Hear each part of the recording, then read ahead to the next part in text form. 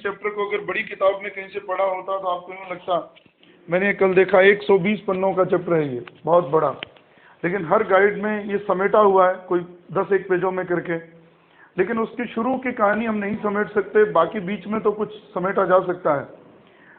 बहुत बारीकी से सुनने वाला है, यहाँ से प्रश्न जरूर आएगा, और ये मामला सिर्फ समझने में ज़्यादा अच्छा है, समझ लोगे तो कर पाओगे, नहीं तो नाम बहुत टेढ़े रहेंगे।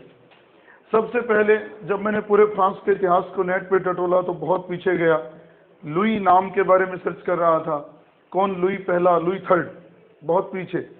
लेकिन कुछ चीज़ें पहले जान लें, क्रांति के बारे में जानने से पहले ये जान लें कि फ्रांस में किसी समय इस जाति का शासन था, गाल, तो इसलिए फ्रांस का एक नाम भी यही था, गाल। समय गुजरा, फ्रांस में एक और जाति ने अपना ठिकाना बनाया, फ्रेंको, इसी के नाम से फ्रांस का नाम पड़ा फ्रांस। तो शुरुआत तो ये है कि गाल, सबसे पहले गाल जाति वहाँ शासन करती थी, फिर फ्रेंको जाति वहाँ आ गई, गाल को हटा दिया और उसी के नाम से उसका नाम पड़ गया फ्रांस। अब सवाल ये, समय गुजरता गया, मैं सीधे वहाँ ला रहा हूँ कि यूरोप में पुनर्जागरण भी हुआ, धर्म सुधार भी हुआ। और आप सब लोग एक बात अब जोड़ सको तो जानते भी हो कि धर्म सुधार आंदोलन से फ्रांस भी प्रभावित हुआ। याद हो, हुइड्रिक ज्विंगली का शिष्य काल्विन कहाँ का था? फ्रांस का। और फ्रांस में प्रोटेस्टेंट वादियों को जो नाम दिया गया ह्यूगोनॉट, और आपने एक लाइन भी पढ़ी थी, हेनरी चतुर्थ ने काल्विन को मान्यता दी थी, और जो मान्यता दी गई थी वो वर्ष था 1598। और 1598 में जब उसने इसको मान्यता दी थी, उन आदेशों को ये नाम दिया गया था नांत के आदेश। अब आपके लिए एक प्रश्न शुरू में, जो कुछ घटना बच गई आपके पिछले चैप्टर में, अगर आपको समझ में ना भी आई हो तो यहाँ जोड़ना कि प्रोटेस्टेंटवाद का जन्म शुरू किया इस खेल को जर्मनी के मार्टिन लूथर ने, और उसी को देखकर यूरोप के अन्य देशों में वो फैला। उससे फ्रांस भी प्रभावित हुए बिना नहीं रह सका, और वो जो प्रभावित हुआ, जिस मत से प्रभावित हुआ, वो मत था काल्विनवाद। काल्विन जो लड़का था, किसका शिष्य था? ज्विंगली का। हुइड्रिक ज्विंगली कहाँ का था? स्विट्जरलैंड का। दूर नहीं है, यही है, वो नजदीक ही है इसके। तो इनका असर एक दूसरे, देखो अब आपको समझ भी आ रहा है कि जो घटना जर्मनी में घटेगी वो निश्चित ही दूसरे देशों पर भी प्रभाव डालेगी। तो यहाँ फ्रांस में इन लोगों को ह्यूगोनॉट कहा गया। लंबा संघर्ष किया काल्विन ने, आखिरकार फ्रांस के एक राजा ने उनके इस धर्म को मान्यता दे दी, और जिसने ये मान्यता दी थी वो व्यक्ति हेनरी चतुर्थ था। ये याद रखना, हेनरी चतुर्थ। और हेनरी चतुर्थ ने जब उसको मान्यता दी थी तो वो वर्ष था 1598। 1598 में उसने एक आदेश जारी किया, उस आदेश का नाम ही पड़ गया नांत के आदेश। नांत नामक जगह से और जब आदेश जारी हुए तो नांत के आदेशों से फ्रांस में ह्यूगोनॉटों को मान्यता मिली।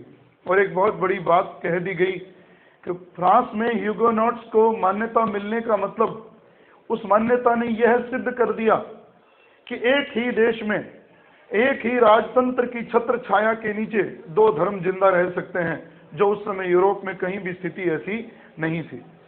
अब ये बात इतनी हमने पढ़ी, ये बात बहुत बड़ी है, यहाँ निकल के कुछ और बात जाएगी। 1593 का वर्ष था, ठीक इससे कितने साल पीछे? 5 साल पीछे यही हेनरी चतुर्थ गद्दी पर बैठा था और इसका राज्याभिषेक हुआ था 1593 में। और बुर्बो वंश का पहला राजा था हेनरी चतुर्थ, ये भी याद रख लेना। हम पढ़ते हैं बुर्बो वंश, जिसके राजा थे लुई 14वां, लुई 15वां, लुई 16वां। तो सबसे पहले जिस व्यक्ति का मैंने पुनर्जागरण और धर्म सुधार से आगे जोड़ा, उसी को आगे बढ़ा दिया।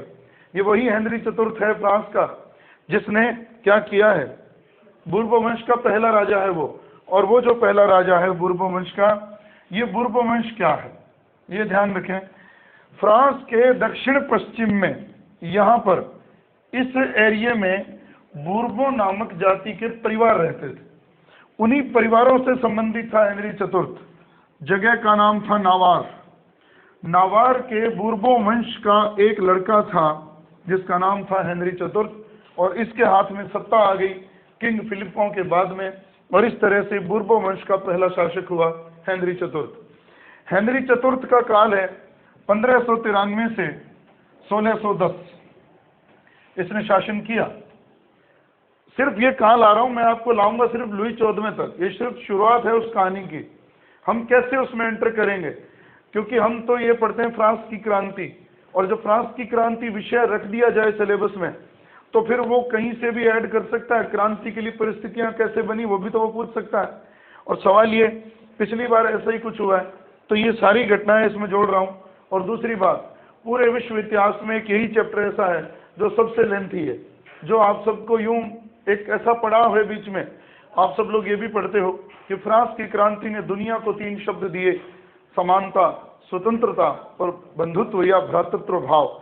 और वही हमने अपने संविधान में भी पढ़ते हैं कि वो शब्द हम कहाँ से लेकर आए हैं, फ्रांस से लेकर आए हैं, फ्रांस के स्वतंत्रता संग्राम से लेकर आए हैं। तो यहाँ 1593 से 1610 ईस्वी तक शासक रहा हेनरी चतुर्थ। लेकिन हेनरी चतुर्थ के बाद जो उसका उत्तराधिकारी हुआ, उसका नाम ये रहा लुई 13वां। और ये लुई 13वां, लुई नाम बहुत पुराना चल रहा था, बहुत सर्च किया तो उत्तर यही निकला। लुई किंग का नाम था, उपाधि थी लुइस, असली नाम तो लुइस था, LUICE लुइस, जिसको शॉर्ट में हम बोलने लगे लुई, किंग लुई, ये नाम हो गया। लेकिन लुई 13वां किसका उत्तराधिकारी था? हेनरी चतुर्थ का। और लुई 13वां जब गद्दी पर बैठा तो उसका टाइम रहा 1610 से 1643। आपको कुछ इसमें झगड़े में नहीं पड़ना, पर बहुत कुछ जानना बाकी है जिससे कहानी जुड़ेगी पूरी आगे चलकर। व्यवस्थाएं खराब कहां से हुई और लोगों ने कहां जाकर उनका विरोध किया। जब लुई 13वां शासन कर रहा था उस समय फ्रांस में, और ये भी जानना, लुई जब गद्दी पर बैठा था 13वां, तो उसकी उम्र मात्र इतनी थी, 20 साल। एक जवान लड़का गद्दी पर बैठा, और उस समय यूरोप की स्थिति बहुत खराब थी, क्योंकि राजा के ऊपर अगर सबसे ज्यादा प्रभाव किसी का रहता था तो किन का रहता था? उस समय सामंत। देखिए, मैं एक बात फिर कह चुका हूं, यद्यपि फ्रांस को छोड़िए, यूरोप में पुनर्जागरण हुआ 14वीं और 16वीं शताब्दियों के बीच में, लेकिन ठीक उससे पहले किसकी सत्ता थी? सामंतों की। अब यह भी क्लियर कर लेना कि यद्यपि सामंतवाद ने, सामंती सत्ता ने छोड़ तो दिया यूरोप को पुनर्जागरण के बाद, लेकिन उसके चिन्ह अभी भी फ्रांस में मौजूद थे, मरे नहीं थे।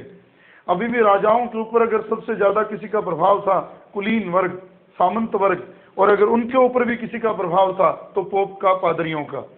तो सामंतों के हाथ में सत्ता थी। लेकिन इसी बीच एक बात याद रखना, लुई 13वें का एक प्रधानमंत्री बना जिसका नाम था रिशलू। ये नाम याद रखने, छोटे छोटे नाम हैं, ये बहुत कुछ जोड़ेंगे। सिर्फ घटनाएं वहां लेके जा रहा हूं लुई 14वें की ओर। लुई 13वां हेनरी चतुर्थ के बाद गद्दी पर बैठा, और उसका एक प्रधानमंत्री रहा रिशलू। रिशलू के साथ एक बात जुड़ेगी। अगर मैं आपसे प्रश्न पूछ लूं, अगर आपने ये क्रांति पढ़ी है, तो एक सवाल सीधा सा है कि 14 जुलाई का दिन फ्रांस के इतिहास में बहुत बड़ा दिन है, राष्ट्रीय दिवस है वो, बास्तील के दुर्ग का पतन। सवाल यह है कि बास्तील क्या था? बास्तील एक जेल थी, लेकिन जेल बनाने से पहले वो एक किला था, वो बहुत पुराना किला था। उसको जेल का रूप देने वाला व्यक्ति ये था, रिशलू। तो ये याद रखना, लुई 13वें का प्रधानमंत्री रिशलू, जिसने बास्तील के पुराने किले को एक बंदी गृह का रूप दिया, एक जेल का रूप दिया।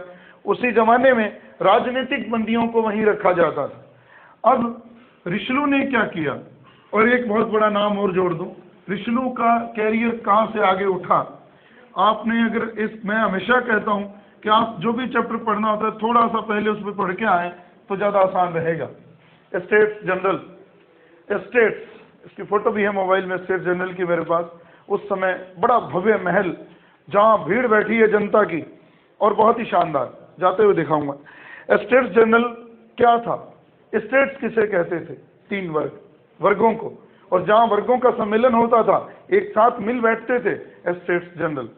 लेकिन सवाल ये, स्टेट्स जनरल का पहला अधिवेशन फ्रांस के इतिहास में इस वर्ष हुआ था, 1302 ईस्वी में। लेकिन बड़ा अरसा गुजर गया, फिर इसकी जरूरत नहीं पड़ी। लेकिन अब आपको ये जानना है, और आपने ये क्रांति जब पढ़ी हो तो आपको ये लाइन लिखी मिलेगी कि जब लुई 16वें के काल में स्टेट्स जनरल अधिवेशन बुलाने की नौबत आई, तो नौबत आई तो लोग ये भी भूल गए कि उसको कैसे बुलाया जाता है, उसका गठन कैसे होता है, क्योंकि पिछले 175 सालों से उसका अधिवेशन नहीं हुआ था। अगर 175 साल उसमें कम करो तो आपके पास उत्तर क्या आता है? 1614 हुआ था, और अब क्रांति का वर्ष था 1789। 175 साल पहले उसका अधिवेशन हुआ था, तो वो कब हुआ था? 1614 में। तो 1614 के समय राजा कौन था? लुई 13वां। तो अब बात ये, लुई 13वें के काल में 1614 ईस्वी में स्टेट्स जनरल का अधिवेशन हुआ। उस अधिवेशन में इस लड़के ने भी हिस्सा लिया था, यहीं से इसका कैरियर चमका था, और इसको इसने प्रधानमंत्री बना लिया था लुई 13वें ने। रिशलू ने एक काम किया, रिशलू ने अपने राजा की पदवी को अच्छा बनाने के लिए सामंतों के ऊपर कुछ बाध्यताएं थोपी, सामंतों के अधिकारों को कुछ कम करने का प्रयास किया। और वो जो कम करने का प्रयास था वो क्या था? आप उसे क्रांति के दौरान पढ़ते हो, मैं उसकी जड़ें यहाँ रखूंगा। अगर आपने क्रांति पढ़ी है तो फिर ये बातें सारी आगे जोड़ तो दूंगा। बात ये है, आप ये पढ़ते हो कि फ्रांस में 2 तरह के प्रांत होते थे। एक प्रांत वो होते थे जो गवर्नमेंट कहलाते थे, एक प्रांत वो होते थे जो जेनरालिटे कहलाते थे। सवाल ये है, 40 तो गवर्नमेंट थे और 34 जेनरालिटे थे, लेकिन गवर्नमेंटों में तो जो शासन करते थे वो सामंत थे, और जो जेनरालिटे में शासन करते थे वो एतांदा थे। अगर आपने पढ़ा, अभी उसमें कुछ नहीं, बात सारी होगी। कुल मिलाकर ये समझना कि लुई 13वें के काल में रिशलू प्रधानमंत्री था, और उसने क्या किया, सामंतों के अधिकारों को कटौती करने के लिए उनके न्याय करने के अधिकारों को छीना, और वो अधिकार एक ऐसे अधिकारी को दे दिया जिसका नाम पड़ गया एतांदा। ये याद रखना है, जिसको अंग्रेजी में कहते हैं अटेंडेंट, जिसको अपने फ्रांस की भाषा में हम कहते हैं एतांदा, कूप द एतांदा। ये बात पूरी तो खुलकर आगे आ जाएगी। तो ये घटनाएं घटी किसके काल में? लुई 13वें के काल में। लुई 13वें का काल कब खत्म हो गया? 1643 में। जैसे ही 1643 में लुई 13वां मरा, उसके बाद उसका उत्तराधिकारी हुआ लुई 14वां। बहुत मजेदार घटना है। जब लुई 14वां गद्दी पर बैठा तो उसकी उम्र मात्र कितनी थी? 5 साल। 5 साल का लड़का शासन करने गद्दी पर बैठ गया, इसलिए स्वाभाविक है जब ये गद्दी पर बैठेगा तो शासन तो कोई और ही करेगा, और वो और करने वाला व्यक्ति एक इटली का लड़का था। देखो, इसकी जगह ले गया, रिशलू ने ही इसे काम दिया था दरबार में, और रिशलू के मरने के बाद इसने प्रसिद्धि पाई, और वो लड़का और कोई नहीं, माजरे था। इसका नाम माजारे भी लिखा मिलता है और माजरे भी लिखा मिलता है। और अब एक बात और, इटली का लड़का माजरे, जो लुई 14वें के काल में लुई 14वें का प्रधानमंत्री बना, अगर मैं कहूं कि रिशलू का उत्तराधिकारी बना तो गलत नहीं होगा, क्योंकि प्रधानमंत्री के मामले में तो रिशलू का उत्तराधिकारी था, और राजाओं के मामले में वो लुई 14वें का प्रधानमंत्री था। इस माजरे ने क्या किया, इसने इन लोगों की शक्ति को दबाते ही रखा, इसने भी इनको उठने नहीं दिया। वैसे अच्छा आदमी था, लेकिन सामंत इसके खिलाफ हो गए, बुरी तरह खिलाफ हो गए। तो माजरे के खिलाफ सामंतों ने, या यूं कहूं लुई 14वें के खिलाफ सामंतों ने 2 विद्रोह किए, और उन दोनों विद्रोहों को इस नाम से जाना जाता है, फ्रौंद। फ्रौंद प्रथम, फ्रौंद द्वितीय। ये शुरुआती नाम है, जब अभी तक हम क्रांति में एंट्री नहीं किए। दोबारा दोहरा दूं, हेनरी चतुर्थ बोर्बो वंश का पहला शासक, 1593 से 1610। हेनरी चतुर्थ वो व्यक्ति है जिसने फ्रांस में कैथोलिकों को मान्यता नहीं दी। कैथोलिकों की मान्यता जो पहले से थी, उसकी जगह ह्यूगेनॉट्स, अगर आपको, प्रोटेस्टेंटों को मान्यता दी। और प्रोटेस्टेंटों को मान्यता देने का मतलब था कि उसने मान्यता काल्विन को दी, और काल्विन के शिष्य फ्रांस में किस नाम से जाने गए? क्या? ह्यूगेनॉट। और उन आदेशों को नाम दिया गया नांत के आदेश। वो मरा, उसके बाद गद्दी पर लुई 13वां बैठा। लुई 13वां 20 वर्ष की अवस्था में गद्दी पर बैठा। शासन की सारी शक्तियां किसके पास थी? रिशलू। रिशलू कहां से चमका था? जब 1614 में स्टेट्स जनरल का 175 साल पहले अधिवेशन हुआ था। पहला अधिवेशन उसका 1302, उसके बाद 1614, और 1614 के बाद क्रांति काल में हुआ। और बहुत से विद्वान ये भी मानते हैं कि स्टेट्स जनरल का अधिवेशन क्रांति का प्रारंभ है। कुछ एक विद्वान ये मानते हैं कि बास्तील के दुर्ग का पतन ही क्रांति का प्रारंभ है। अलग अलग बातें हैं। तो ये हुई घटना। रिशलू किसका प्रधानमंत्री? लुई 13वें का।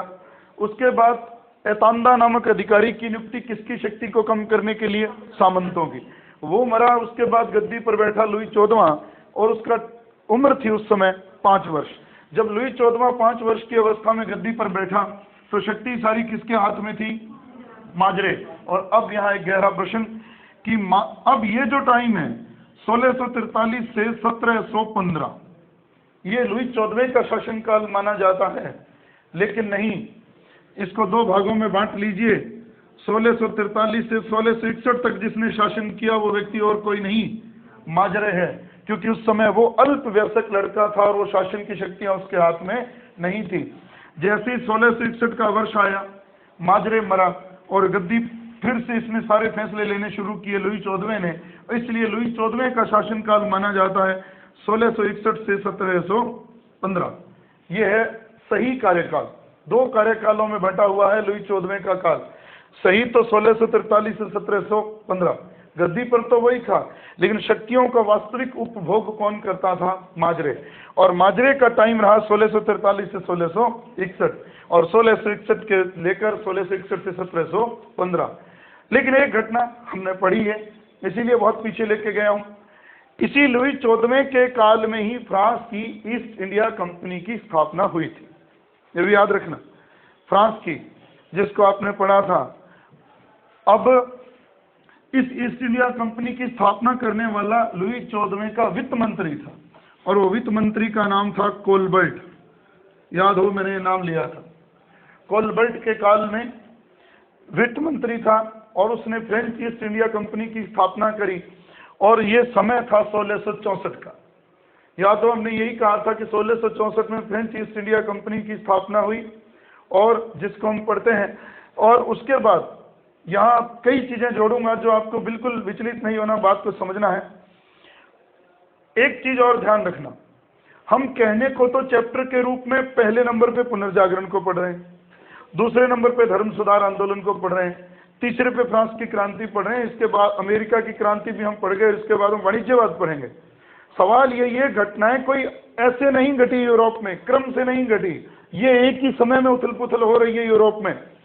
इन 300-400 सालों में जो घटा बराबर घटा है। इसीलिए जिस समय इसने फ्रेंच ईस्ट इंडिया कंपनी की स्थापना करी, उसी समय दुनिया में एक युग चल रहा था जिसको आप वाणिज्यवाद का नाम भी देते हो।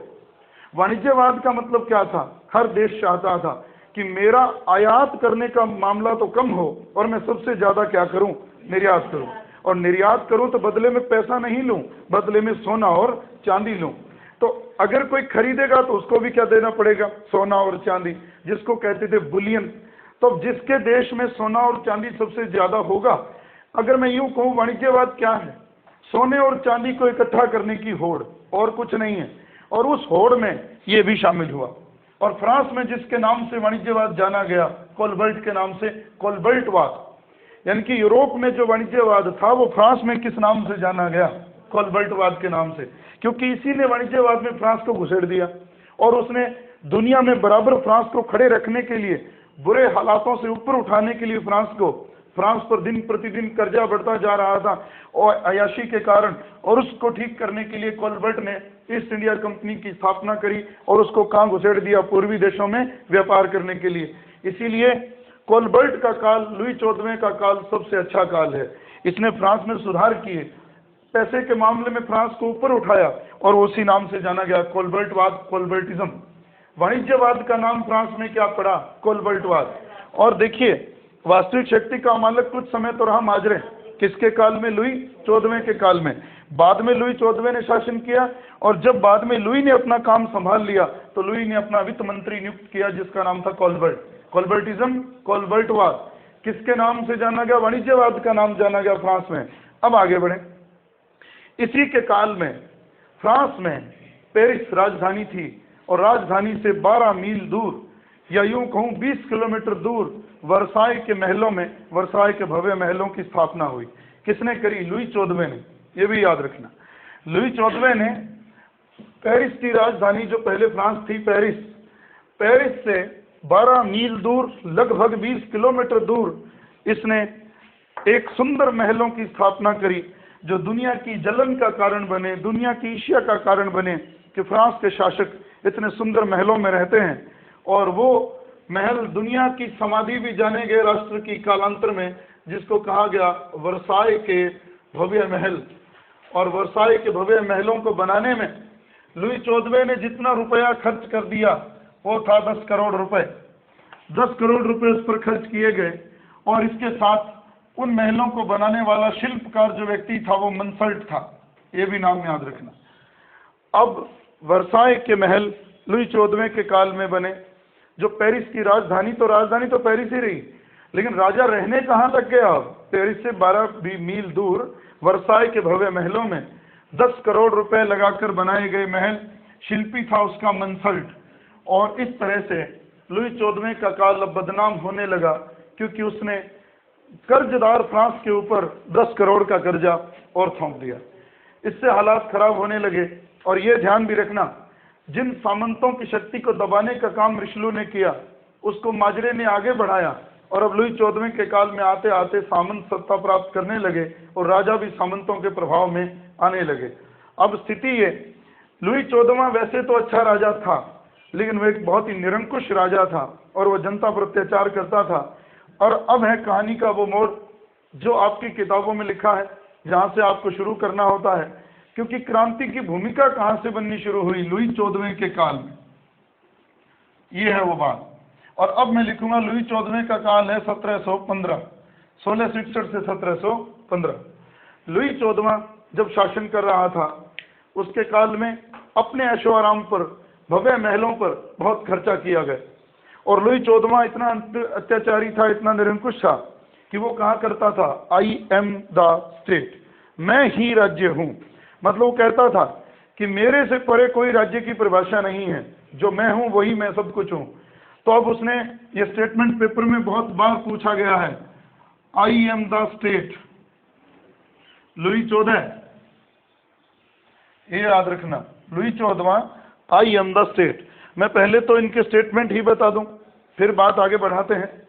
लुई 14वां कहता था कि मैं ही राज्य हूं, और लुई 15वां कहता था, जब उसको लोगों ने कहा फ्रांस की स्थिति बहुत खराब है, कुछ सुधार कीजिए आप, तो उसने कहा मुझे सुधार करने की क्या जरूरत है, मेरा वर्तमान व्यवस्था में मेरा समय तो कट जाएगा, लेकिन मेरे मरने के बाद प्रलय होगी। वो बात तो दिख ही रही थी, जब आप सुधार नहीं करोगे तो आपके मरने के बाद क्या होने वाली है? प्रलय ही होने वाली है। तो लुई 15वां कहता था कि वर्तमान मुझे सुधार करने की क्या आवश्यकता है, कि मेरा समय तो कट जाएगा इस व्यवस्था में, लेकिन मेरे मरने के बाद प्रलय होगी। और ये बात उसने ठीक ही कही थी। और लुई 16वें के काल में आकर उस प्रलय के चिन्ह साफ दिखने लगे। और लुई 16वां कहा करता था कि ये बात इसलिए कानून है क्योंकि मैंने कही। उसके मुंह से निकला हुआ हर शब्द वो कानून की शक्ल ले लेता था, और हालात बहुत खराब थे। अब कुछ बात यही लाता हूँ वापस, उनका तो समय के साथ जिक्र करूंगा। लुई 14वां जब गद्दी पर था, आई एम द स्टेट कहकर उसने साबित कर दिया। समस्या ये नहीं थी, समस्या एक और बुरी थी।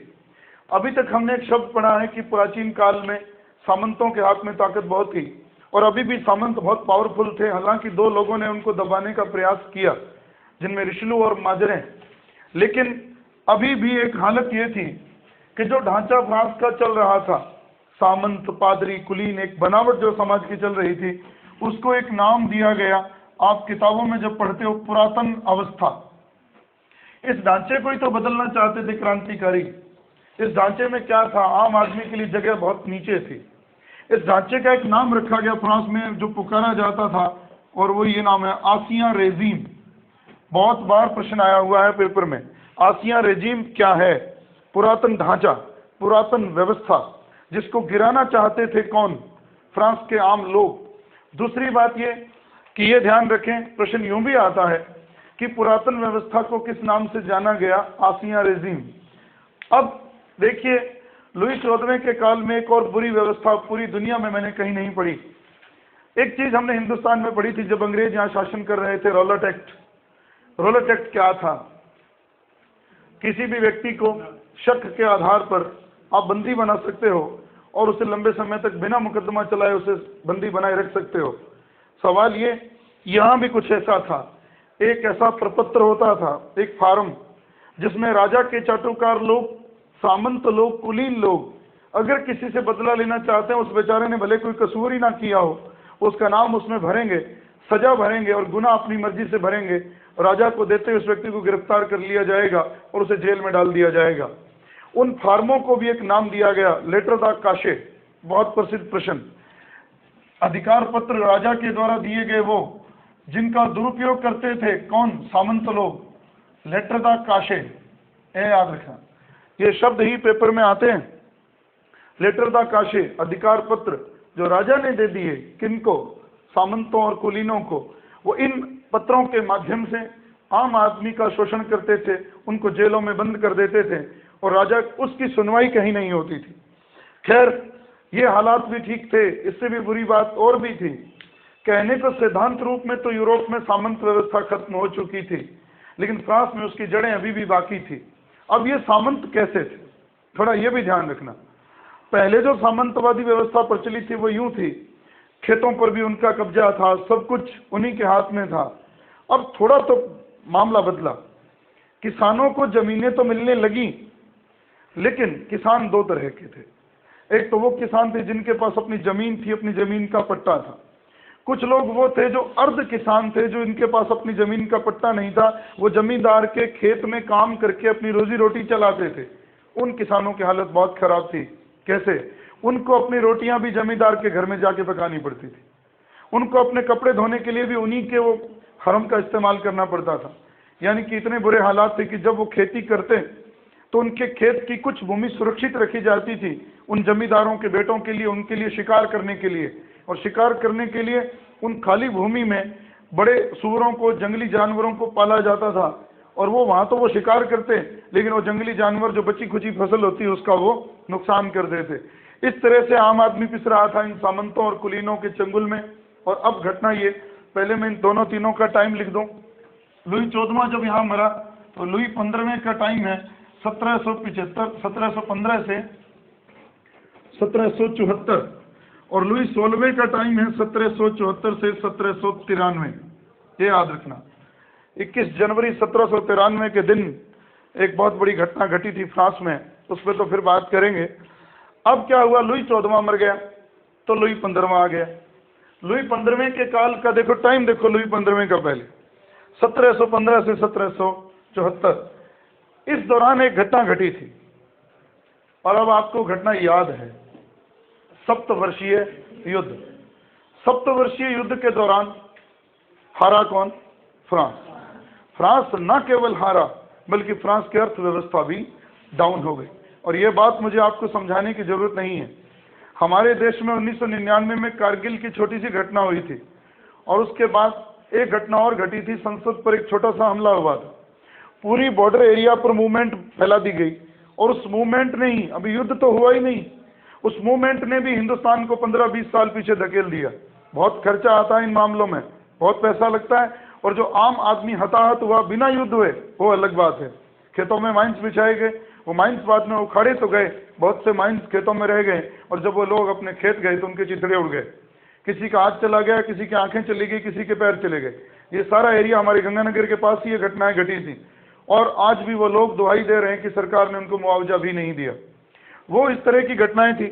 सप्तवर्षीय युद्धों में फ्रांस एक तो हारा, और ऊपर से अर्थव्यवस्था भी खराब हो गई। सप्तवर्षीय युद्धों के दौरान फ्रांस ने बाहरी देशों से अनाप शनाप कर्जा उठाया।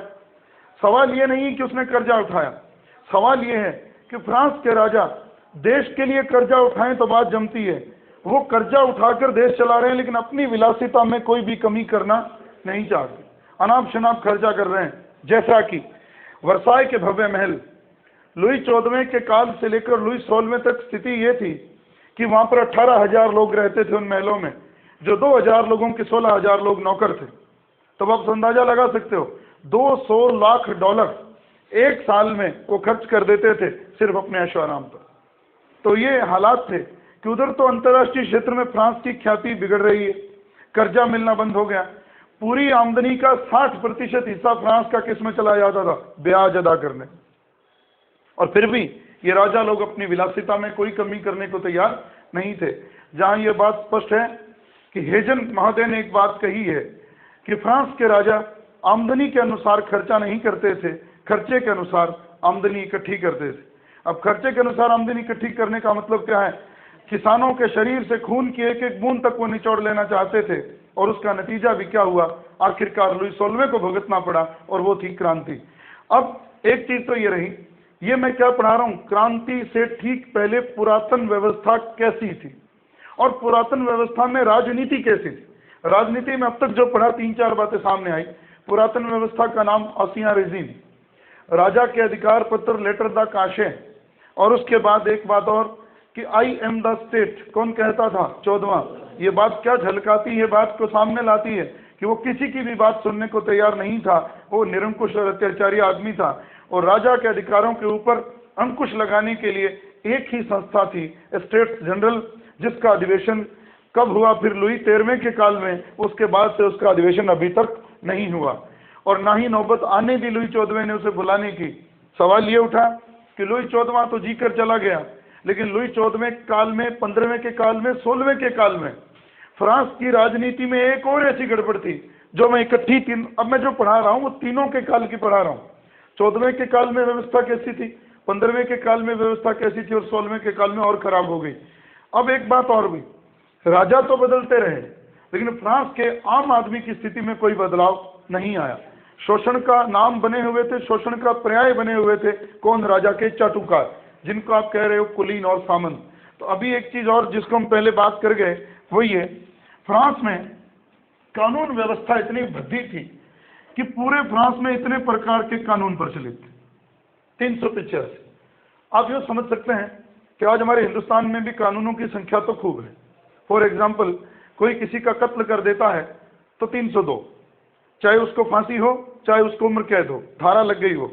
लेकिन बात यह है अच्छी कि हिंदुस्तान में जम्मू कश्मीर में भी कत्ल के लिए अगर 302 है तो बेंगलोर में भी कत्ल के लिए 302 ही लगेगी। कानून लिखित हैं, दंड संहिताएं लिखित हैं, और वो पूरे भारत पर एक समान रूप से लागू होती हैं। यहाँ क्या गड़बड़ थी, कितनी शानदार बात कही थी वोल्टेयर ने कि जिस तरह से थोड़ी देर बाद रथों में घोड़े बदल दिए जाते हैं, उसी तरह से फ्रांस में कुछ दूर चलने के बाद कानून बदल जाते हैं। वो कह क्या रहा था कि फ्रांस के एक प्रांत में अगर कत्ल की सजा मौत है तो हो सकता है दूसरे प्रांत में मुकदमा चले तो उसको वहां रिहाई मिल जाए। यानी कि हर प्रांत में अलग तरह का कानून था, एक समान कानून नहीं था। और उन कानूनों की संख्या क्या थी, 385 प्रकार के कानून। और वो कानून जिस भाषा में लिखे जाते थे अदालतों में, भाषा लैटिन, आम आदमी की समझ नहीं आती थी, इसलिए काम और खराब हो गया। आज भी देख लो, आज हमारे देश की बड़ी विडंबना है, एक अनपढ़ आदमी जब मुकदमा करता है और जब वो मुकदमा जीत जाता है तो उसे पता ही नहीं लगता कि मेरे को क्या पढ़ के सुनाया गया। जब वो अदालत में जाता है तो उसको वकील सिर्फ आगे एक पन्ना करता है, इस पे साइन कर दो, कभी पढ़ने की कोशिश करता है नहीं करता। वहां दबाव ही इतना होता है जज के सामने कि वो बेचारा सिर्फ उसको उंगली रखी जाती है, साइन कर दो, क्या साइन करवा लें पता ही नहीं। तो इसलिए आज भी हमारी अदालतों में जो न्याय की भाषा है वो अंग्रेजी है, और वो अंग्रेजी आम आदमी नहीं पढ़ सकता, और इसी अंग्रेजी होने के नाम पर वकील लोग हम लोगों को अंधाधुंध ठगते हैं, ये भी समस्या है। तो फ्रांस में भी यही गड़बड़ थी, 385 प्रकार के कानून थे। जो बात एक प्रांत में गुनाह मानी जाती थी वो दूसरे प्रांत में गुनाह नहीं मानी जाती थी। और वोल्टेयर ने कहा जिस तरह से थोड़ी थोड़ी दूर पर रथों में घोड़े बदलते हैं, उसी प्रकार फ्रांस में आम आदमी को कानून बदलते हुए प्रतीत होते हैं। लैटिन भाषा में लिखे जाते थे, आम आदमी को समझ नहीं आते थे। और अब सवाल ये, जो लोग न्याय करते थे, आमतौर पर आप जिससे एक नाम पढ़ते हो, पार्लेमा, एक क्रम बता रहा हूं, पार्लेमा का काम था न्याय करना। 13 लोगों की अदालत थी वो, जहां हर प्रांत से लोग आए हुए थे, और दुर्भाग्य ये भी था, उस पर तो बात करेंगे भी, कि वो पद खरीदे जाते थे। पार्लेमा के नीचे जो लोग न्याय करते थे, नाम आ गया हो, एतांदा। अब ये एतांदा कौन है, बात तो हो चुकी है थोड़ी सी, पर फिर भी ध्यान रहे।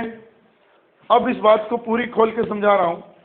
लुई 14वां, लुई 15वां, लुई 16वां, और अगर मैं यूं कहूं 1661 से लेकर 1793 तक तीनों का काल आ गया। इस दौरान पूरे फ्रांस की शासन व्यवस्था क्या राजा के हाथ में केंद्रित थी? नहीं। जिनके हाथ में केंद्रित थी वो क्या थे? और इनको एक नाम और भी दिया गया, कुलीन। ये कहाँ का शासन देखते थे? प्रांतों का। लेकिन सवाल ये है, शासन देखने के लिए उन्हें कहाँ रहना चाहिए? प्रांतों में। वो कहाँ पड़े रहते थे? राजा के दरबारों। बड़ी बड़ी मोटी रकम लेते और उन्हीं के कारिंदे वहाँ आम जनता के साथ अन्याय कर रहे होते और लगान वसूली के लिए उनके ऊपर अत्याचार कर रहे होते और लोग दुख से मारे जा रहे थे। तो ये प्रांतों में रहने वाले लोग, फ्रांस में 2 तरह के प्रांत थे, मैं पहले ही कह चुका हूँ। एक तरह के प्रांत तो कहलाते थे गवर्नमेंट और दूसरे तरह के प्रांत कहलाते जेनेरालिते, ये नाम याद रखना। और गवर्नमेंट नाम के प्रांतों में जो लोग अधिकारी थे वो कौन थे? सामंत। और जेनेरालिते में जो थे शासन करते थे वो थे एतांदा। और पार्लिमा के बाद न्याय करने का काम एतांदा का भी था, छोटे मोटे न्याय वो करते थे। लेकिन सवाल ये है, ध्यान रखना, पूरे फ्रांस की कानून व्यवस्था जिनके हाथों में रही थी अब पार्लिमा के बाद प्रांतों में, किसके हाथ में? एतांदा। लेकिन एतांदा को टांग अड़ाते थे, काम नहीं करने देते थे सामंत। अब ये समस्या थी। अब हाल क्या हुआ? अब ये तो ढांचा था सिर्फ राजनीतिक। अब आपको समझ में आ रही होगी बात कि आम आदमी के हालात वहाँ क्या है। अत्याचार भी है, राजा का अत्याचार तो है ही है, साथ में किनका अत्याचार है? अभी इतना भी नहीं है, एक और अत्याचार भी है, पोप का, पादरियों का। वो अब आएगा जब हम पढ़ेंगे। फ्रांस में क्रांति से ठीक पहले राजनीति तो बहुत भोंडी थी, वो दिख रही है। और उसमें सबसे खतरनाक बात क्या थी? अभी तक लेटर द क्रश है, और अभी टैक्स तो बाकी हैं, वो इसमें पढ़ेंगे समाज में। और अब बात सबसे पहले ये, हम कई बार क्या करते हैं, जब पढ़ते हैं बहुत गहराई में चले जाते हैं, और विश्व इतिहास में प्रश्न ज्यादा डेप्थ में नहीं आएगा। डेप्थ में आएगा कुछ प्रश्न, सारे नहीं। डेप्थ में आने वाले टॉपिक रखे हुए हैं बाकायदा उसने नीचे। इंग्लैंड में संसदीय संस्थाओं का विकास, रूस में क्रांति, चीन में क्रांति, वो टॉपिक उसने रखे हुए हैं। और पिछली बार भी चीन के चैप्टर से प्रश्न आया, लाल सेना का महाअभियान किस तारीख से लेकर किस तारीख तक हुआ? वो पूरे 1 साल तक चला था, वो घटना आई थी। पर यहाँ अब बात ये ध्यान रखें, समाज कैसा था क्रांति से पहले, और जब ये समझ लोगे तो आपको फिर क्रांति का ढांचा बिना बताए समझ में आ जाएगा कि क्रांति होने की वजह क्या थी। और एक बात और भी कि आज तक जितनी क्रांतियों पर लिखा गया, जितना सबसे ज्यादा जिस क्रांति पर लिखा गया वो फ्रांस की क्रांति है यूरोप में, और किसी पर इतना नहीं लिखा गया। बहुत कुछ लिखा गया, और किसी ने इसके विरोध में भी लिखा, किसी ने इसके विरोध में नहीं, समर्थन में भी लिखा। जैसे अगर आपने क्रांति पढ़ी है थोड़ी बहुत, तो एक नाम आप लोगों को याद होगा, ऑस्ट्रिया की मेरिया थेरेसा की पुत्री कौन थी? मैरी अंतवानोत। मैरी अंतवानोत कौन? लुई 16वें की पत्नी।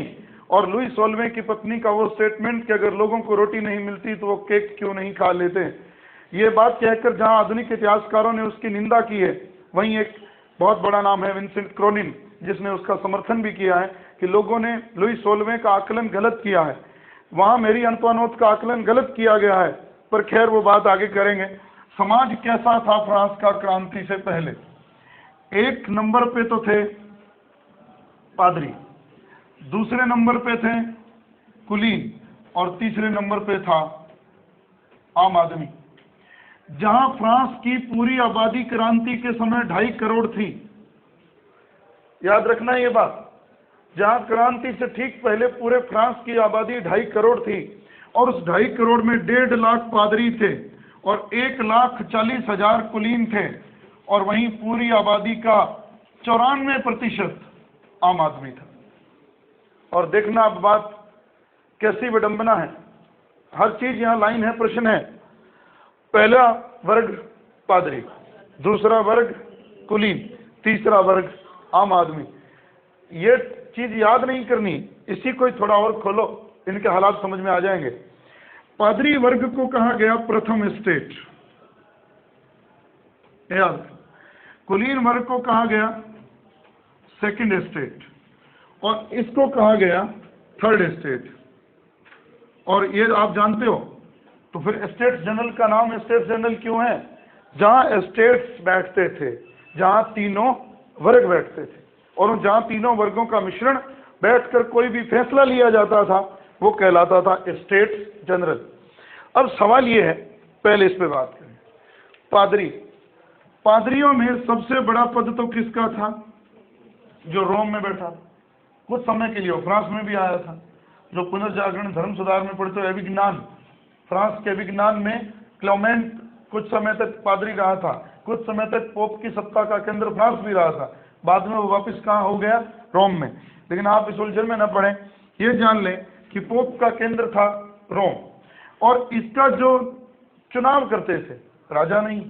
यही तो समस्या थी। समस्या क्या हुई कि धर्म के ऊपर राजनीति का अधिकार नहीं है। राजनीति के ऊपर किसका अधिकार है? धर्म का अधिकार है।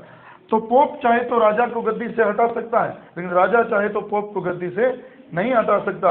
और इस पोप का जो लोग चुनाव करते थे, मैं नाम ही बोल दूं सीधा, बिशप, आर्क बिशप और कार्डिनल, 3 नाम, छोटे क्रम है ये। सबसे पहले बिशप, उसके नीचे आर्क बिशप और उसके नीचे कार्डिनल, और फिर कार्डिनल में छोटे बड़े पादरी, छोटे मोटे। जो गांवों में काम करते हैं वो छोटे पादरी हैं, जो बड़े शहरों में बैठे हैं वो बिशप और आर्क बिशप हैं, और उनके ऊपर जो सबसे बड़ी सत्ता है वो पोप की सत्ता है। लेकिन सवाल ये है, पहले इसी पे बात कर दूं, आप जानते भी हो जनता से टैक्स वसूलने का काम, अब एक बात समझ में आ रही, जान तो राजा ने ही लेनी कर रखी है, इतना टैक्स अपनी विलासिता पर खर्च कर रहा है और उसको बाहर से भी कर्जे पूरे करने हैं, तो जनता को वो कितना नोचता होगा ये भी बात सोचने की है। और उसके अलावा पूरी आमदनी का 10% हिस्सा कौन लेके जाता है, जिसको किस नाम से पढ़ा धर्म सुधार में, टीथे, टाइथ। टाइथ क्या है? धार्मिक। जैसे जजिया वसूलते थे हम, उसी तरह से यहाँ क्या है? टाइथ। और टाइथ कौन वसूलता है? पोप के। देखो, वसूला यहाँ से गया, उसका हिस्सा जाता कहाँ था? रोम। और ये बात भी हम धर्म सुधार में पढ़ सकें, the fruit of the first year, यानी कि पादरियों की आमदनी जो चढ़ावे वहां चढ़ते थे, उनके हिस्से कहाँ पहुंचते थे? रोम में। और देखिए, इसीलिए चर्च को राज्य के भीतर राज्य कहा गया, जहां एक राज्य में सबसे बड़े पद पे होता है राजा, और वहीं यहाँ राज्य के भीतर एक और बड़े पद पे राजा बैठा है, पोप। तो इसलिए ये समस्या थी, जनता दोनों के घर भर रही थी और आम आदमी के पास पहनने के लिए, खाने के लिए कुछ भी नहीं था। याद हो, अगर आप डीएल ग्रोवर की किताब पढ़ो तो एक समय 1930 के करीब हमारे देश में आम प्रति व्यक्ति आमदनी का हिसाब लगाने के लिए एक विलियम डिग्वी नाम के व्यक्ति ने उसमें कुछ काम किया है।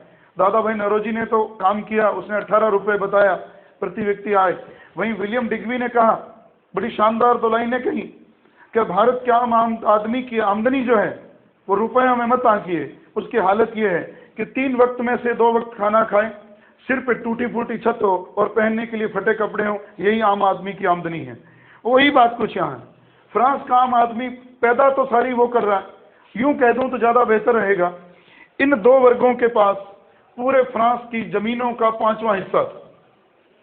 देखिए, और अगर कहूं पूरे फ्रांस के जितने भी सरकारी ओहदे हैं, बड़े बड़े पद हैं, 1% लोगों के पास हैं और 99% लोगों के पास कुछ नहीं। 1% लोग तो फ्रांस की पूरी राजनीति पर अधिकार करके बैठे हैं, पूरे समाज पर अधिकार करके बैठे हैं, जो किन 2 वर्गों से बने हैं, इन 2 वर्गों से। और आम आदमी, और बहुत बड़ी बात कही गई कि 80% हिस्सा तो केवल फ्रांस के किसान थे। पूरे 2.5 करोड़ में 80% लोग क्या थे? खेती करने वाले लोग, और बाकी जो बचे हुए थे 14% लोग हैं। और अब आप जब समझोगे तो हैरान हो जाओगे। पादरी, क्लियर है बात, धर्म से जुड़े हुए लोग, कुलीन जो राजा के दरबार में पड़े रहते हैं, जो बच गए उसमें केवल किसान ही होते तो हम मान लेते कि चलो ये आम आदमी है। इसमें डॉक्टर, वकील, इंजीनियर, साहित्यकार, चित्रकार, हर तरह के लोग हैं। और जो आज के समाज में क्या माने जाते हैं? उच्च वर्ग। और उस समय वो कहाँ थे? साधारण वर्ग। और अब गड़बड़ क्या हो गई? फ्रांस में अगर सही कहूं तो 2 ही तरह के लोग थे, एक अधिकार युक्त वर्ग और एक अधिकार विहीन वर्ग। 2 ही तरह के लोग। ये 2 वर्ग तो क्या है? अधिकार युक्त वर्ग है। ये क्या है? अधिकार विहीन है, जिसमें कई तरह की कैटेगरियों के लोग हैं। अब सवाल ये उठा, अगर अब उत्तर ढूंढो, फ्रांस की क्रांति किस लिए हुई? स्वतंत्रता पाने के लिए? नहीं, फ्रांस की क्रांति अधिकार पाने के लिए। किन के बराबर आने के लिए हुई? इन 2 वर्गों के। किसके द्वारा? आम आदमी के द्वारा। यही बात थी। अब सवाल ये समाज का ढांचा था, ये टैक्स तो वसूलता ही था। यही जोड़ दूं बात, जो चर्च वसूलता था उसका नाम तो है टाइथ। कौन सा हिस्सा? 10वां, धर्मांश।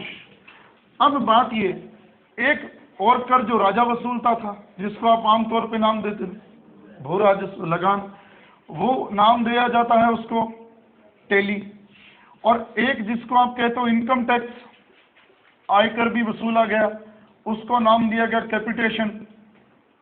ये याद रखना, 3 अलग अलग नाम, टाइथ, टेली, कैपिटेशन। टाइथ धार्मिक कर, टेली भू राजस्व, भूमि के उपज से वसूला गया कर, और कैपिटेशन है इनकम टैक्स। क्योंकि अब सवाल आपके दिमाग में उठना चाहिए, आम आदमी मर रहा था लेकिन फिर भी इनकम टैक्स है। 80% कौन थे? किसान। बाकी के बचे हुए लोगों में मैंने किनका नाम लिया? बड़े बड़े लोग, लेकिन वर्ग तो उनका है आम। लेकिन सवाल जब आप बड़ी किताब पढ़ोगे तो उत्तर लिखा होगा, यही लोग क्रांति के तत्व बने किसानों के साथ मिलकर। और लिखा भी गया है क्रांति में, किसान इतने पीड़ित हो गए थे कि वो खुद ही क्रांति के रूप में परिणित हो गए। और ये लोग तो इसलिए दुखी थे जो अपर क्लास के लोग थे, जिन्हें हम अपर क्लास के लोग कहते हैं। फ्रांस के हिसाब से वो क्या थे? थर्ड कैटेगरी के लोग। इनके पास पैसा तो था लेकिन अधिकार नहीं था। इसलिए आप जानते हो, अधिकारों की मांग, स्वतंत्रता की मांग कौन करता है? जिसके पास अपनी जरूरतें पूरी करने के बाद अतिरिक्त पैसा बचता है। जब अतिरिक्त पैसा बचता है वो विलासिता पर खर्च करता है, और जब विलासिता पर खर्च करने के बाद भी बचता है तो फिर कुछ रचनात्मक करने की कोशिश वो करता है। और वो रचनात्मक करने के आड़े आती थी फ्रांस की राजनीति, और वो उस राजनीति को बदलना चाहता था। अब बात ये ढांचा हुआ इनका, और ये हो गए टैक्स। और अब एक बात, इन सारे टैक्सों की वसूली को भी एक नाम दिया जाता था, विनगित्मे, ये नाम है। विग्ने टाइम, अंग्रेजी में तो कहते हैं विग्ने टाइम और हिंदी में कहते हैं विनगित्मे, ये नाम भी है। रट्टा आपको बस इन्हीं शब्दों का ही मारना है। मुश्किल इतनी सी है, बाकी कहानी समझ में आ जाएगी, तो अब जब पढ़ोगे तो बात क्लियर हो जाएगी। विनगित्मे, विग्ने टाइम अंग्रेजी में कहते हैं उसे। अब क्रांति का एक ऐसा पड़ाव जो मैं हमेशा आपको कहता रहा हूं कि क्रांति जब भी जिस देश में हुई, उस क्रांति के कारण तो कई रहे होंगे, लेकिन उस क्रांति का सबसे बड़ा कारण होता है कलम। और जब कलम चली तो फ्रांस की क्रांति ने जो दिया है दुनिया को, वो शायद ही किसी ने दिया हो। पहले तो मैं उनके नाम ही लिख रहा हूं और आप उन्हें आज भी पढ़ते हो। मोंटेस्क्यू, बहुत ही बड़ा नाम। और एक नाम ये वोल्टेयर, और एक बहुत बड़ा नाम रूसो, और एक बहुत बड़ा नाम दिद्रो। 4 नाम जिन्होंने फ्रांस की क्रांति, फ्रांस की पुरातन व्यवस्था की जड़ें हिला के रख दी और लोगों के दिमागों में इतने क्रांतिकारी बातें भर दी। याद रहो, हम जब भारत के क्रांतिकारी आंदोलन पढ़ते हैं तो बाल गंगाधर तिलक को जेलों में जाना पड़ा, मांडले की जेलों में। किन 2 पत्रिकाओं के लिए? मराठा और केसरी। मराठा अंग्रेजी में, केसरी मराठी में। अब बात ये, पहले इससे पहले कि इनको पढ़ें, कुछ बातें और कह दूं। ये जो लोग हैं, इनमें एक व्यक्ति की बात तो आप रोज पढ़ते हो। राजस्थान पत्रिका अखबार में एक बात लिखा होता है, और अब जब आपने उस क्रांति को पढ़ा है तो लगा आपको कि ये बात वहां से आई। कि हो सकता है मैं आपके विचारों से सहमत ना हो पाऊं, फिर भी आपके विचार प्रकट करने की स्वतंत्रता की रक्षा करूंगा, उनका समर्थन करूंगा। और ये बात कहने वाला और कोई नहीं है, वोल्टेयर है। और वो किस क्रांति की पैदाइश है? वो फ्रांस की क्रांति की। अब सवाल ये, इससे पहले कि बौद्धिक क्रांति हम पढ़ें, ये भी जान लें, फ्रांस में इन बौद्धिक लोगों को एक नाम दिया गया, फिलोजाइस। ये नाम याद रखना। फिलोजाइस किन लोगों को? पढ़े लिखे बुद्धिजीवियों को एक नाम दिया गया। अक्सर हम पढ़ते हैं फिलोसोफर, फिलोसोफर नहीं, फिलोसॉफिस्ट, और यहाँ है उनका नाम फिलोजाइस। अपनी भाषा में फ्रांस में बौद्धिक लोगों को फिलोजाइस तो कहा ही गया, साथ में इनको एक नाम दिया गया। ये बौद्धिक लोग क्या थे? क्रांति की आत्मा। वास्तव में माहौल तो तैयार था क्रांति का, हिम्मत नहीं पड़ रही थी किसी की, और वो हिम्मत किसने दे दी? इन बुद्धिजीवियों ने, इन पढ़े लिखे लोगों ने, इन कलम के क्रांतिकारियों ने। अब सवाल ये, फिलोजाइस कौन? ये लोग, और इनको एक नाम दिया गया क्रांति की आत्मा। किन? बुद्धिजीवियों को, पढ़े लिखे लोगों को। और उसमें सबसे पहला नाम मोंटेस्क्यू। अब मैं बोल ही रहा हूं, लिखा हुआ तो आपकी किताबों में है। मोंटेस्क्यू की पहली पुस्तक का नाम द पर्शियन लेटर्स। अगर याद हो, मैंने पुनर्जागरण के परिणामों में आपको एक बात कही थी। पेट्रोर्क कौन है? मानववाद का पिता, मानववाद का जनक, ह्यूमनिज्म का फादर ऑफ ह्यूमनिज्म।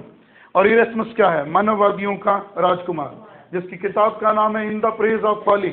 और धर्म सुधार आंदोलन में उसके बारे में एक बात कही गई कि जितना मार्टिन लूथर के क्रोध ने नुकसान नहीं पहुंचाया, उतना इरेस्मस के व्यंग्य ने पहुंचाया, उसके मजाक ने पहुंचाया। और अगली बात इसमें जोड़ो, जो किताब लिखी थी पेट्रोर्क ने, उसका तो नाम था फेमिलियर लेटर। लोरा नामक लड़की की प्रशंसा वो करता है। लेकिन बात ये, मोंटेस्क्यू ने जो लिखी थी द पर्शियन लेटर, ये उसकी कृति है, पहली कृति। और एक कृति तो बहुत ही प्रसिद्ध है, the spirit of laws.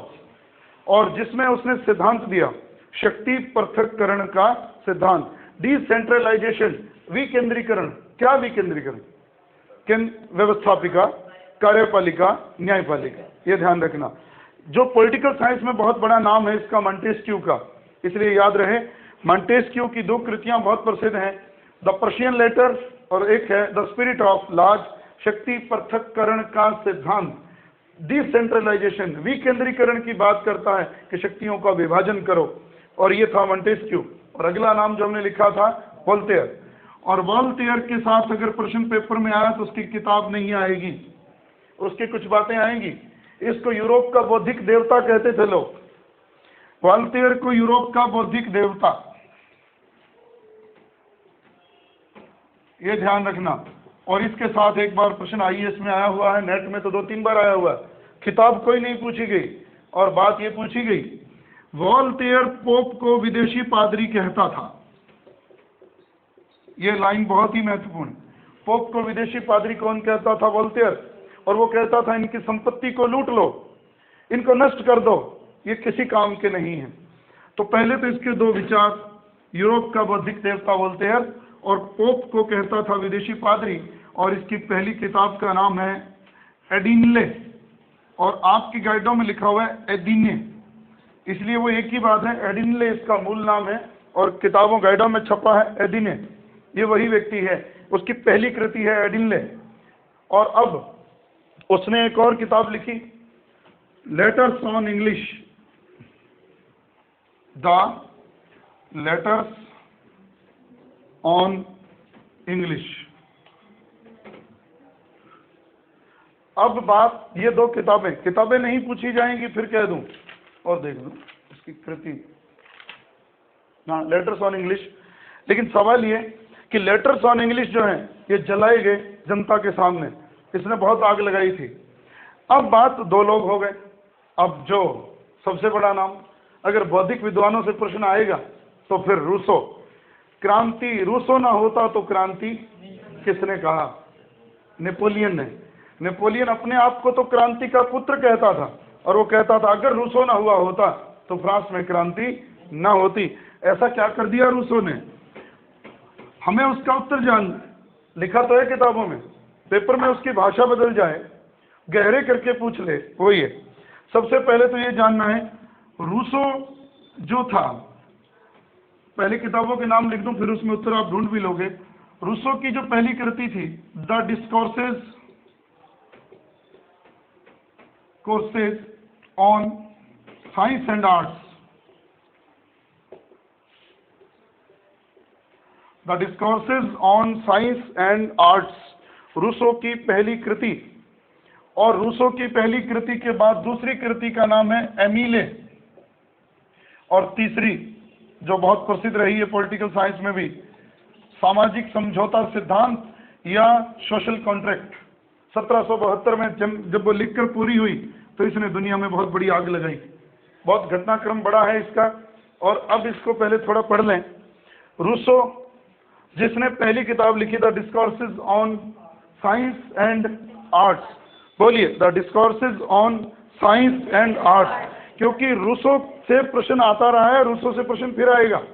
Voltaire भी नहीं, डिड्रो भी नहीं, और मॉन्टेस्क्यू भी नहीं। मॉन्टेस्क्यू आता है तो द स्पिरिट ऑफ लॉज पुस्तक पूछी जाती है, लेकिन रूसो के बारे में कुछ और। ये तो किताब पहली। एमिले में कहता है मनुष्य को प्रकृति की ओर जाने दो, वापिस लौटने दो उसे। और यहाँ वो कहता है कि मनुष्य पैदा तो स्वतंत्र हुआ है, लेकिन वो जंजीरों में जकड़ा हुआ है। सवाल ये नहीं कि उसने ये लिख दिया, सवाल ये से क्रांति का जन्मदाता क्यों कहा गया? इस रूसो को क्रांति का पैगंबर कहते हैं, फ्रांस में संतोष का मसीहा कहते हैं रूसो को। क्यों? क्योंकि इसने एक बात कही, मनुष्य पैदा तो आजाद हुआ, लेकिन वो जकड़ा किसमें है? जंजीरों में। कौन सी जंजीरों में? समाज की, राजनीति की, धर्म की। और वो क्या कहता है? ये बंधन टूटने चाहिए। वो क्या कह रहे हैं? आदमी को कहाँ लौटने दो? वापस प्रकृति की ओर। इस बात ने आग लगा दी फ्रांस में। और याद रहे, एक नाम अगर क्रांति पढ़कर आए हो आप, नहीं तो उसका नाम आगे आ जाएगा, रॉबेस्पियर। जैकोबिन दल का नेता, आतंक के राज्य का नेता रॉबेस्पियर कहते हैं रॉबिस्पियर रूसो के सोशल कॉन्ट्रैक्ट को तकिए के नीचे देकर सोता था, और वो कहता था रूसो भगवान है और मैं उसका पैगंबर हूँ। और नेपोलियन ही वही कहता था, अगर रूसो ना होता तो क्रांति ना होती। और ये प्रश्न कॉलेज लेक्चरर में आया था, फ्रांस की क्रांति का सबसे बड़ा निर्माता और सबसे बड़ा उसका उत्पादन नेपोलियन किस विद्वान से प्रभावित हुआ था? रूसो से, ये याद रखना। तो दोबारा बोल दूं, the discourses on science and arts, Emile, प्रकृति की और लोटो, सामाजिक समझौता सिद्धांत 1772, जिसमें उसने कहा मनुष्य पैदा तो स्वतंत्र हुआ है लेकिन वो जंजीरों में सर्वत्र बंधा हुआ है और उसको आजाद होना चाहिए। ये घटनाएं घटी। दिद्रो के साथ एक बात जोड़ देना, 17 खंडों का एक एनसाइक्लोपीडिया लिखा था उसने, शब्दकोश लिखा था, जिसमें उसने बहुत कुछ क्रांतिकारी काम कर दिया और वो लिखने में उसे बहुत परेशानियां आई थी। अब ये हो गए बौद्धिक आंदोलन। अब सवाल ये हुआ, अब हमारे पास एक पिक्चर बनी है कि फ्रांस की स्थिति क्रांति होने के लायक थी कि नहीं। आपको ये जानना है क्या स्थिति है। कुलीन तो सुखी है, आम आदमी दुखी है, पादरी भी सुखी है। तो जब आम आदमी घुट रहा है और वो पूरे फ्रांस का 80% है, और यूं कहूं किसान छोड़कर सारे जोड़ दो तो 94% है, वो 94% लोग दुखी हैं और उनके हाथ में कुछ भी नहीं है, तो क्रांति के लायक अब स्थिति है। लेकिन अभी भी ठीक था काम, लोग क्रांति के विचारों से तो प्रेरित हो गए थे, लेकिन क्रांति करने की हिम्मत अभी भी उनमें नहीं थी। वो हिम्मत कैसे आई? वो हिम्मत आई, और वो हिम्मत कुछ यूं आ गई कि ये दुर्भाग्य कहो राजाओं का, उसी बुरे दौर में गद्दी पर बैठा लुई सोलवा। कब बैठ गया? 1774 में। और अब आपको ये जानना है, लुई सोलवा पुरानी ही व्यवस्था को आगे चला रहा था, कुछ नया इसने नहीं किया। और आज इसका स्टेटमेंट याद हो, ये बात इसलिए कानून है क्योंकि मैंने कही। अब बात ये, लुई सोलवा लोकप्रिय क्यों हुआ? अभी मैं उनके नाम नहीं ले रहा जिनका पढ़ के तुर्गो, नेकर, कैलोन, ब्रीन, उनके नाम अभी नहीं। कहानी अभी यहाँ पहुंचो पहले। लुई सोलवे के काल में घटना घटी, और ये गद्दी पर कब बैठता है? 1774 में, और इसको फांसी दी जाती है 1793 में। इस बीच एक घटना घटी थी, अमेरिका की क्रांति। कल ही तो पढ़ा, 1776 से 1713। अमेरिका की क्रांति किसके खिलाफ थी? इंग्लैंड। और इंग्लैंड का दुश्मन कौन था? क्यों था? सप्तवर्षीय युद्धों में हारा था। वो अपना बदला लेना चाहता था, और वो बदला लेने का उचित अवसर दिखा उसे। कहाँ? अमेरिका की क्रांति। अमेरिका की क्रांति अमेरिका जीत गया। किसके प्रयासों से? फ्रांस के प्रयासों से। फ्रांस को पूरे यूरोप में प्रतिष्ठा तो प्राप्त हुई, लेकिन फ्रांस की आर्थिक स्थिति जीरो पे आ गई, क्योंकि उन युद्धों को लड़ने में फ्रांस को पानी की तरह पैसा बहाना पड़ा, जो पहले ही नहीं था। राजकोष पहले ही खाली था। वो पैसा जो बहाया गया, वो पैसा बहाया गया कर्जा लेकर, और अब हालत ये हो गई, इस आदमी को इस युद्ध के बाद कर्जा मिलना भी बंद हो गया। अब फ्रांस को कर्जा मिलना बंद हो गया, लोगों के वेतन रुक गए, खेतों में कुछ होना रुक गया। लेकिन एक वर्ग था कि अभी भी अपनी विलासिता और ऐशो आराम को कम करने के लिए तैयार नहीं था, खुद राजा, कुलीन और पादरी। तो वो सारा बोझ डाल किस पर रहे थे? किसानों पर, और रोज ही उन पर नए टैक्स थोप दिए जाते। इसलिए किसान वर्ग अब इस व्यक्ति की नीति के कारण दुखी हो गया। लेकिन इतने से ही काम चल जाता तो ठीक था। सवाल ये था, कहते हैं लुई सोलवा मूर्ख तो नहीं था, समझदार तो था, लेकिन उसमें इतनी क्षमता नहीं थी कि डिसीजन ले सके। वो घटनाओं के साथ बह जाता था, उनकी भावनाओं में बह जाता था, और लोगों के फैसलों पर वो अपनी बात रख देता था। और वो फैसले अक्सर कौन ले लेते? सामंत, कुलीन। और दूसरी बात, इसकी एक रानी जिसका नाम मैंने अभी लिया, ऑस्ट्रिया की राजकुमारी, और जिसका नाम था मेरी अंतवानोत, और वो इतनी अपने चाटुकारों से घिरी रहती सारा दिन।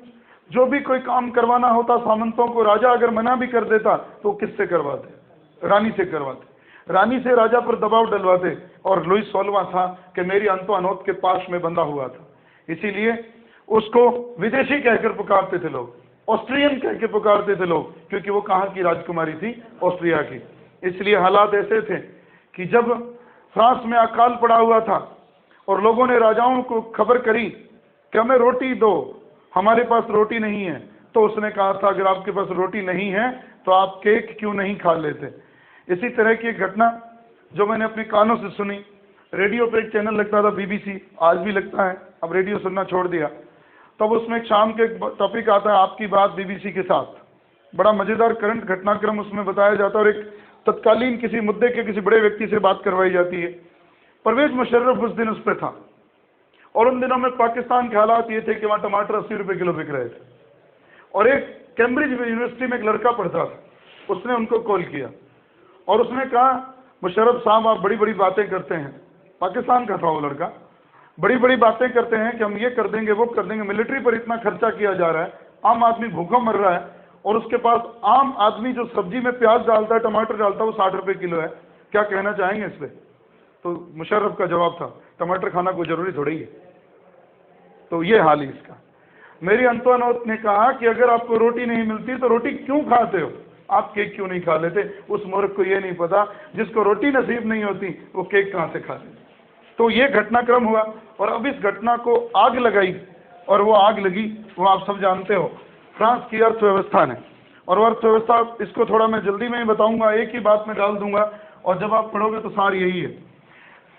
लुई 16वें का काल शुरू हुआ 1700 और ये आप जानते हो लुई 16वां जब गद्दी पर बैठा तो उसको विरासत में जो मिला रिक्त राजकोष, अव्यवस्थित साम्राज्य, चारों तरफ असंतोष, उसके बीच में वो गद्दी पर बैठा और उसको लोगों ने दबाव डाला कि आप सुधार करें।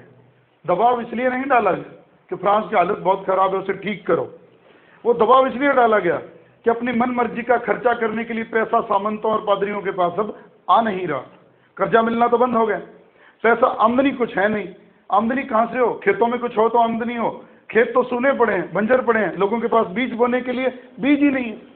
तो फिर इसने कहा भी अगर आप सुधार करोगे तो क्या होगा? किसान ऊपर उठेगा? नहीं, किसान उठेगा तो टैक्स किसको आएगा?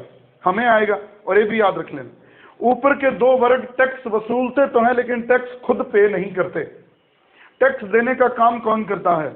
आम आदमी। इसीलिए कहा गया किसान टैक्स देता है, सामंत लड़ता है और पादरी और राजा शासन करते हैं। ये प्रथा प्रचलित हो गई थी फ्रांस में आमतौर पे।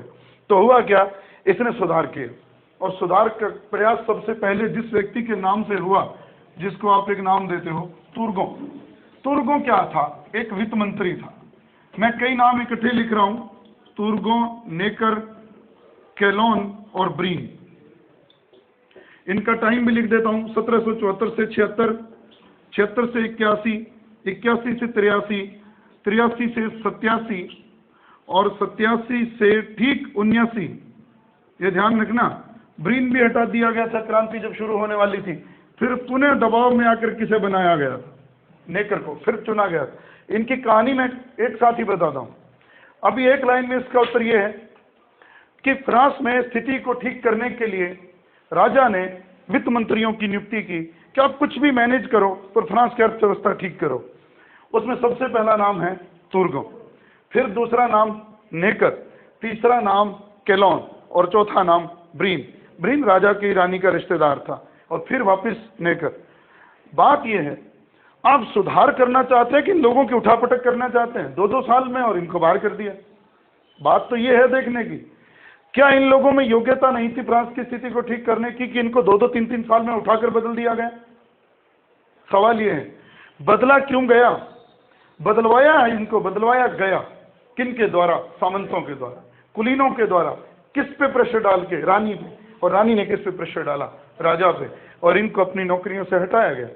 सवाल तो ये देखिए, सामंत ही क्या कर रहे हैं? सुधारों की वकालत, और सामंत ही इनको नौकरी से निकलवा रहे हैं। तो समस्या क्या है? यही तो समझनी है भाई। वो सुधार क्यों चाहते हैं? कि उनकी आमदनी में कटौती ना हो और वो पहले जैसे सुविधाओं का उपभोग लगातार करते रहें। लेकिन वो तब होगा जब आम आदमी की स्थिति थोड़ी ऊपर उठेगी। आम आदमी की स्थिति ऊपर उठाने के लिए उन्होंने क्या लगाए? वित्त मंत्री।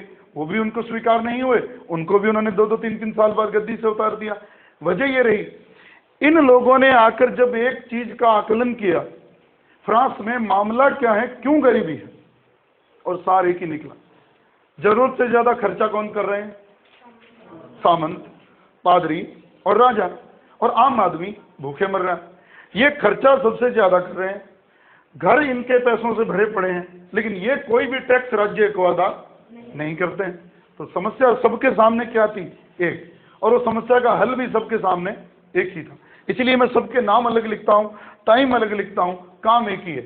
इन्होंने बहुत प्रयास किए ठीक ठाक करने के, कर्ज नहीं लेंगे, नए टैक्स भी नहीं लगाएंगे, व्यवस्था ठीक करेंगे, लेकिन सवाल ये उठा जब उनके भी गले में आ गई, व्यवस्था ठीक होती नहीं दिखी, तो इन्होंने आखिरकार एक ही बात कही, इसका इलाज एक ही है कि उच्च वर्ग पर टैक्स लगाया जाए, इसके अलावा और कुछ नहीं। जब ये बात ये कह देते तो इनको उच्च वर्ग के लोग गद्दी से उतार देते। इसलिए पहले उतरा तुर्गों, कितने साल? 2। 5 साल में बैठा नेकर, और इसके साथ एक घटना जुड़ी है। जब ये बैठा, एक बैंक में काम करता था, बहुत बड़ी पोस्ट पे था, बहुत समझदार आदमी, इसने भी एक ही बात कही। और आप बात देखिए क्या लिखा है ये ढंग 76 से, क्या इसी के काल में अमेरिका की क्रांति नहीं हुई थी? हुई थी। तो अमेरिका की क्रांति में जीत दिलाने का श्रेय फ्रांस को किसे था? नेकर को। इससे नेकर की इज्जत तो बढ़ गई, लेकिन अब नेकर के सामने समस्या आ गई, खर्चा तो वहां लग गया, कर्जा मिल नहीं रहा, अब मैं फ्रांस की स्थिति कैसे ठीक करूं? फ्रांस की आर्थिक स्थिति ठीक करने की जिम्मेदारी किसकी थी? नेकर की। तो नेकर ने भी यही कहा, टैक्स लगाओ। किन पर? उच्च वर्ग पर। जब ये बात उच्च वर्ग को मिली तो उन्होंने इसको गद्दी से हटा दिया। गद्दी से हटने से पहले इसने क्या किया? इसने एक दिन रात को बैठकर कई रातें लगाई और एक चार्ट तैयार किया। फ्रांस में आमदनी कितनी है, कहां कहां से पैसा आता है और वो खर्च कहां हो जाता है, वो क्या दिखा रहा था। सारी फ्रांस की आमदनी है तो बहुत कम नहीं है, लेकिन वो सारा खर्च कहां हो रहा है? वर्साई के भव्य महलों में। आम आदमी पर खर्चा नहीं होता। तो ये बात उसने लिखी, इसके पर्चे बंटवाए और उसने जनता में बांट दी। उसको तो गद्दी से उतार दिया गया, लेकिन वो एक आग लगाकर निकल गया। आम आदमी को ये समझाकर चला गया कि हम कितना कमाते हैं और हम पर वो खर्चा नहीं होता।